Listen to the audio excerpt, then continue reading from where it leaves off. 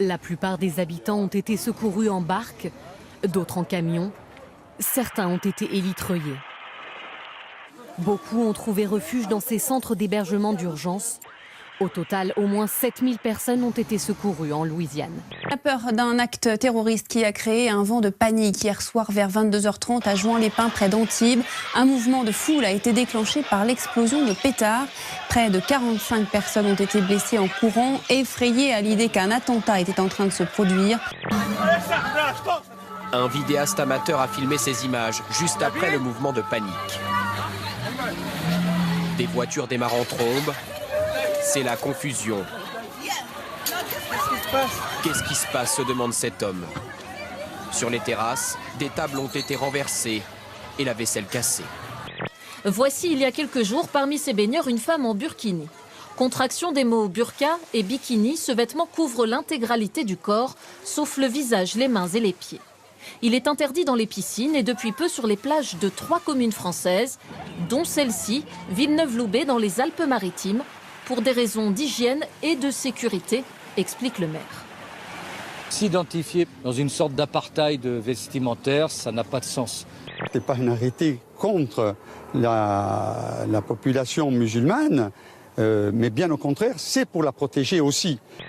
Serrées les unes contre les autres, corps caché sous une abaya, tête voilée, elles fixent leur ravisseur.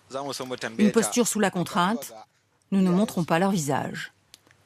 Cela fait 28 mois que ces lycéennes, chrétiennes pour la plupart, subissent les sévices du groupe terroriste Boko Haram. L'une d'elles tient un bébé dans ses bras. Des voitures et des commerces incendiés, la police attaquée à jets de pierre et des coups de feu tirés. Les forces de l'ordre peinent à contrôler la colère de près de 200 manifestants après la mort d'un Afro-Américain tué par la police. En tenue anti-émeute, les policiers doivent avoir recours à un véhicule blindé pour porter secours à une victime blessée par balle.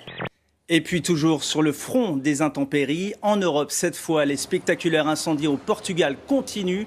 Toute la nuit, les pompiers sont restés mobilisés pour combattre les flammes. Un incendie a atteint la nuit dernière une petite ville dans le sud de Porto.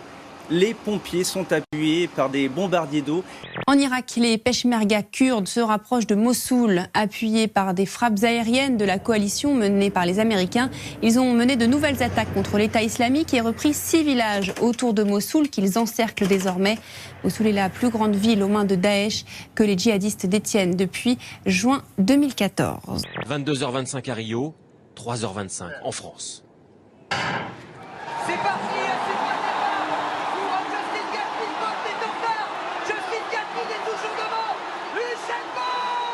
9,81 au chrono et tous les autres derrière, comme d'habitude.